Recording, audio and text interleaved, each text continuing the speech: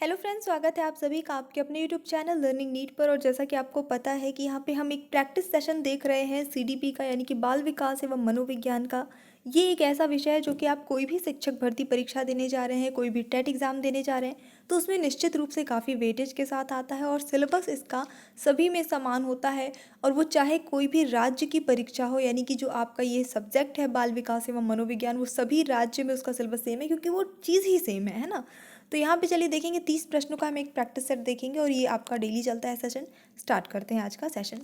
जो लोग चैनल पे न्यू हैं प्लीज़ चैनल को सब्सक्राइब ज़रूर करिएगा अगर आपको ये सेशन पसंद आता है तो आज का जो पहला प्रश्न है वो है, प्राथमिक स्तर पर हमारे पूर्वजों के परिचय एवं उनके कार्यों के बारे में पाठ्यक्रम में समावेश का होना किस चीज़ का संकेत करता है। अच्छा प्रश्न है ये थोड़ा सा। ऐतिहासिक आधार को, सांस्कृतिक आधार को, सामाजिक आधार को, या फिर इन सभी को।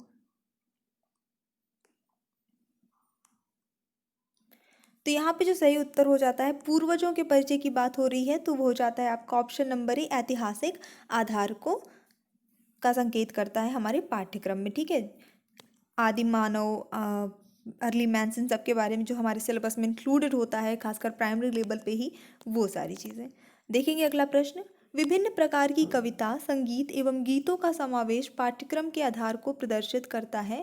संगीत आधार को, सामाजिक आधार को, सांस्कृतिक आधार को, या इन सभी को। कविता, संगीत, गीत अलग अलग तरह के जो समावेशित किए जाते हैं पाठ्यक्रम में। ऑप्शन नंबर यहाँ पे सी हो जाता है, सांस्कृतिक आधार को ये प्रदर्शित करता है। क्योंकि देखिए यहाँ पे कविता भी इंक्लूडेड थी, सिर्फ गाने से मतलब नहीं था। पाठ्यक्रम के सांस्कृतिक आधार का आशय क्या है। पाठ्यक्रम में सांस्कृतिक तथ्यों का समावेश, स्थानीय गीत, संगीत और कविताओं का समावेश, दोनों, या फिर आदर्शवादी मूल्यों का समावेश। तो यहाँ पे जो सही उत्तर हो जाता है, सांस्कृतिक तथ्यों और जो स्थानीय गीत संगीत है, कविताएं हैं, इन सब का समावेश। तो ऑप्शन नंबर यहाँ पे सी सही जाएगा, दोनों। पाठ्यक्रम में सांस्कृतिक आधार का आशय क्या है। रिपीटेड क्वेश्चन है, सॉरी। ये पाठ्यक्रम में वैज्ञानिक आधार पर आशय है क्या। पाठ्यक्रम में वैज्ञानिक गतिविधियों का समावेश, वैज्ञानिक दृष्टिकोण का विकास करने वाली गतिविधि, दोनों, या फिर इनमें से कोई नहीं। वैज्ञानिक आधार को देख लीजिए, यहाँ पे दोनों ही, वैज्ञानिक गतिविधि और वैज्ञानिक दृष्टिकोण, दोनों ही हमारे ऑप्शन में है, तो बिल्कुल आपका ऑप्शन नंबर सी सही हो जाता है, ए और बी दोनों। इसी के साथ हम बढ़ेंगे हमारे अगले प्रश्न की ओर। तो उसमें क्या दिया है, सामूहिक आधार दिया है। सामूहिक आधार पर संपन्न होने वाली क्रियाओं का पाठ्यक्रम में समावेश किस चीज़ को प्रदर्शित करता है। सामाजिक आधार को, वैज्ञानिक आधार को, सांस्कृतिक आधार को, या फिर इन सभी को। तो देखिए बात समूह की हो रही है, सामूहिक आधार। समूह में हम कहाँ रहते हैं, समाज, मतलब जब हम समूह में रहते हैं तो कहीं ना कहीं हमारा सामाजिकरण हो रहा होता है, समाज में रह रहे हैं हम। तो ऑप्शन नंबर ए यहाँ पे सही हो जाता है, सामाजिक आधार को। पाठ्यक्रम के प्रभावी, आज जो है आपका पाठ्यक्रम से ज़्यादा क्वेश्चन है, फिर उसके बाद एक बार आपका टॉपिक चेंज हो जाएगा। पाठ्यक्रम के प्रभावी एवं समग्र रूप को विकसित करने के लिए क्या आवश्यक है। दार्शनिक आधार, सामाजिक आधार, सांस्कृतिक आधार, या फिर ये सभी।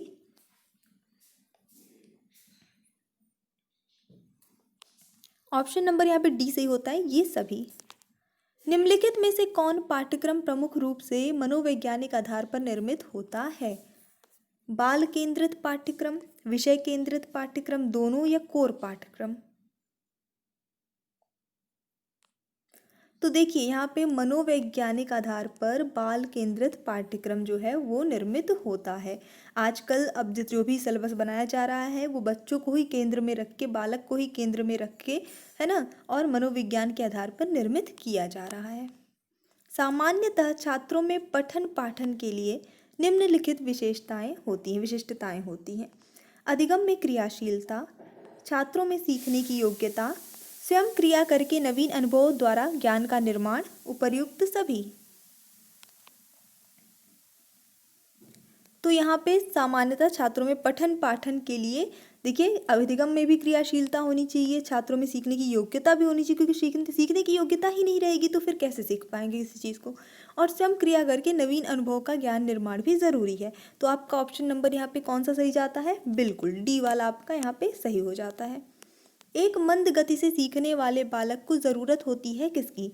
अतिरिक्त सहायता की, विशेष सहायता की, किसी सहायता की ज़रूरत नहीं होती है, या फिर कुछ थोड़ी बहुत सहायता की ज़रूरत होती है। मंद गति से सीखने वाला बालक, स्लो लर्नर जिसे हम कहते हैं, तो इसे थोड़ी सी अतिरिक्त सहायता की ज़रूरत होती है, थोड़ा सा एक्स्ट्रा इन पे ध्यान देना पड़ता है।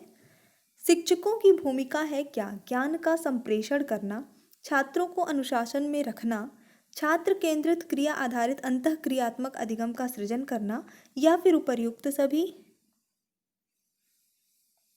अब देखिए, वैसे तो एक टीचर का ये सारा काम है, ठीक है, सारी भूमिका है, लेकिन सबसे ज़्यादा बेस्ट वाला जो आंसर आपका आएगा वो ऑप्शन नंबर सी आ जाएगा, क्योंकि यहाँ पे अनुशासन वाली बात आ गई है, तो इस वजह से आपका सी वाला ऑप्शन आ जाएगा, छात्र केंद्रित क्रिया आधारित अंतःक्रियात्मक अधिगम का सृजन करना। तो आपको लगभग इसका जो उत्तर है हर जगह ये सी वाला ऑप्शन ही मिलेगा। हालांकि जब शिक्षक की हम भूमिकाएं पढ़ते हैं लाइफ स्किल वाले हमारा जो सब्जेक्ट है उसमें, तो हमें ये सारी चीज़ें वहाँ पे देखने को मिल जाती हैं। सहभागिता एवं सक्रिय अभिव्यक्ति का अधिकार बाल अधिकार के किन अनुच्छेदों में समाहित है? 13 एवं 14, अनुच्छेद 15 एवं 16, अनुच्छेद 17, या इन सभी। सहभागिता एवं सक्रिय अभिव्यक्ति का अधिकार, चलिए देखेंगे उत्तर जो सही होता है आपका वो हो जाता है इन सभी, यानी कि 13 से लेकर 17 तक सभी है। सुरक्षा का अधिकार बाल अधिकार के किन अनुच्छेद में शामिल है? 19 एवं 32 में, 35 एवं 36 में, 11 एवं 37 में, या इन सभी में।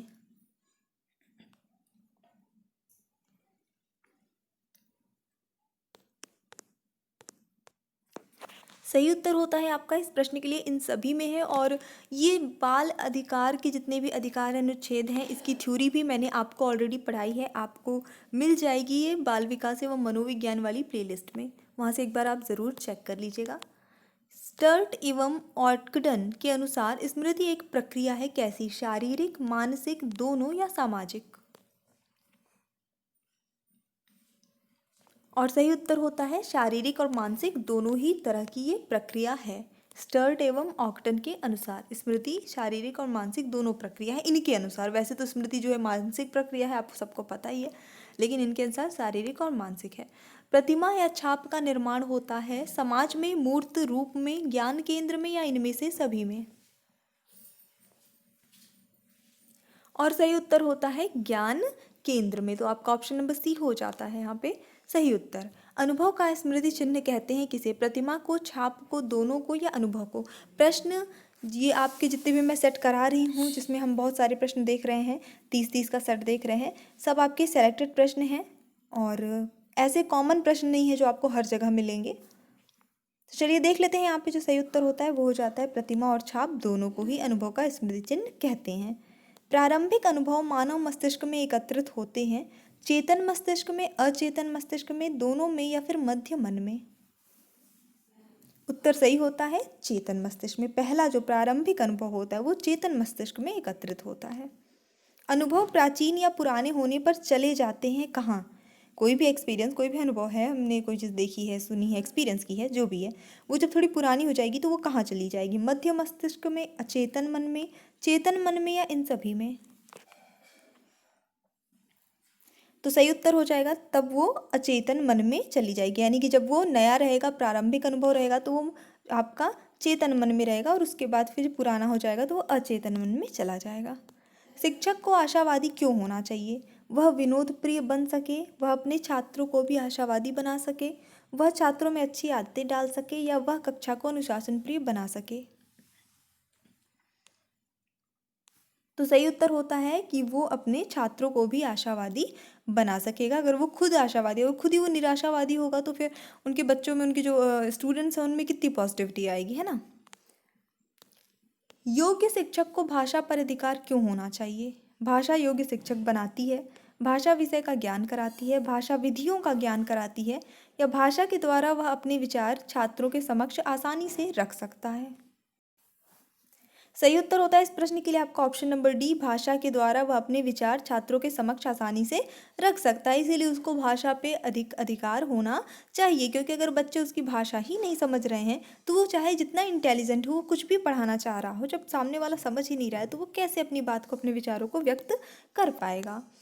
पाठ्यक्रम से शिक्षक को क्या लाभ होता है? शिक्षण सरल हो जाता है। शिक्षक को कक्षा में क्या पढ़ाना है उसका ज्ञान हो जाता है। शिक्षण रोचक हो जाता है। या शिक्षक को विद्यालय में क्या कार्य करने चाहिए उसका ज्ञान हो जाता है। सही उत्तर होता है यहाँ पे शिक्षक को कक्षा में क्या पढ़ाना है उसका ज्ञान हो जाता है। जैसे अभी हम लोग भी पढ़ रहे हैं कोई भी चीज़ है, वैसे देखिए ज्ञान का कोई कोई सीमा तो है नहीं, है ना। हम अगर व्याकरण में चले जाएं, हम साहित्य में चले जाएं, हम किसी भी चीज़ में चले जाए, तो हर विषय, अगर हमको विषय पता है कि ये विषय है तो उस विषय की कोई सीमा तो है नहीं, उस विषय में बहुत सारा ज्ञान है। लेकिन कौन सी कक्षा में हमें क्या पढ़ाना है, कौन सा टॉपिक पढ़ाना है, कौन सा नहीं पढ़ाना है, ये सारी चीज़ों का ज्ञान पाठ्यक्रम यानी सिलेबस से हो जाता है। तो ये बहुत ज़्यादा हेल्पफुल होता है कि हमें एग्जैक्टली क्या पढ़ाना है। चलिए देखते हैं अगला प्रश्न। कुप्पू-स्वामी के अनुसार परामर्श के सिद्धांतों का विभाजन होता है 4 प्रकार से, 3 प्रकार से, 2 प्रकार से या 5 प्रकार से। सही उत्तर होता है आपका ऑप्शन नंबर ए, 4 प्रकार से। परामर्श अवधि कितनी होनी चाहिए, यानी कि अगर हम किसी को परामर्श दे रहे हैं, काउंसलिंग हो रही है, किसी की परामर्श दिया जा रहा है, तो वो कितने समय उसका जो ड्यूरेशन होना चाहिए? 30 से 40 मिनट, 40 से 50, 50 से 60 या 60 से 70। और सही उत्तर होता है 30 से करीब 40 मिनट जो है उसकी अवधि होनी चाहिए। समायोजन संबंधी परामर्श को जाना जाता है किस नाम से? नैदानिक परामर्श के नाम से, मनोवैज्ञानिक परामर्श के नाम से, दोनों के नाम से, या फिर छात्र परामर्श के नाम से? समायोजन संबंधी परामर्श। और सही उत्तर होता है आपका ऑप्शन नंबर ए, नैदानिक परामर्श के नाम से। मनोवैज्ञानिक परामर्श में निहित होता है क्या? संवेगात्मक स्थिरता, मनोवैज्ञानिक विधियों का प्रयोग, दोनों या नैतिक विकास? उत्तर सही होगा आपका ऑप्शन नंबर सी, संवेगात्मक स्थिरता और मनोवैज्ञानिक विधियों का प्रयोग। ये दोनों ही चीज़, क्योंकि मनोवैज्ञानिक यहाँ पे शब्द ही आ गया है तो ये दोनों ही चीज़ उसके अंतर्गत आ जाती हैं। निम्नलिखित में कौन सा तथ्य धार्मिक परामर्श से संबंधित है? नैतिक विकास, आदर्शों का विकास, आध्यात्मिक विकास या फिर ये सभी? और सही उत्तर होता है ये सभी।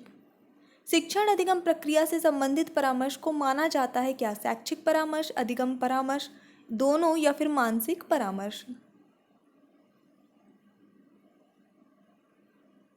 सही उत्तर होता है आपका इस प्रश्न के लिए ऑप्शन नंबर ए, शैक्षिक परामर्श। शिक्षण अधिगम प्रक्रिया से संबंधित है तो जाहिर सी बात है शैक्षिक परामर्श कहलाएगा। किसी व्यवसाय से संबंधित परामर्श को क्या माना जाता है? कैरियर काउंसलिंग जिसे हम कहते हैं इंग्लिश में, वही चीज़ है, हिंदी में नाम बताना है। व्यावसायिक निर्देशन, व्यावसायिक परामर्श, दोनों या फिर सामाजिक परामर्श? तो दोनों ही माना जाता है। कहीं पे व्यावसायिक निर्देशन शब्द यूज़ करते हैं, कहीं पे व्यावसायिक परामर्श शब्द यूज़ करते हैं। बाल विकास का सही क्रम क्या है? ये सरल प्रश्न एकदम। प्रौढ़ावस्था, किशोरावस्था, बाल्यावस्था, पूर्व किशोरावस्था, मध्य किशोरावस्था, उत्तर किशोरावस्था, बाल्यावस्था, किशोरावस्था, प्रौढ़ावस्था, इनमें से कोई नहीं। तो बिल्कुल आपका ऑप्शन नंबर सी वाला सही जगह, पहले बाल्यावस्था। ये भी यहाँ पे इसमें पूरा नहीं लिखा हुआ है, अभी यहाँ पे शैशवावस्था का कोई जिक्र ही नहीं है इस प्रश्न में। फिलहाल जो ऑप्शन हमारे सामने हमें उसी में चुनना है। तो बाल्यावस्था, किशोरावस्था और हमारा प्रौढ़ावस्था। विकास कैसा परिवर्तन है? गुणात्मक है, रचनात्मक है, गणनात्मक है या फिर नकारात्मक है? तो विकास यानी कि डेवलपमेंट जो है वो गुणात्मक परिवर्तन है।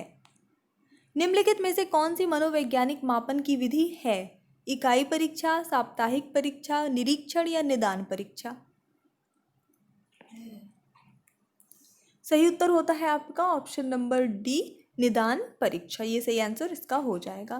तो ये हमारा छोटा सा सेशन था और मुझे पूरी उम्मीद है कि आपको पसंद आया होगा। तो अगर पसंद आया तो प्लीज़ लाइक करिए, शेयर करिए। अगर आप इस चैनल पे न्यू है तो प्लीज़ चैनल को सब्सक्राइब करके बेल आइकन ज़रूर प्रेस करिएगा। So thanks for watching, keep studying and bye bye.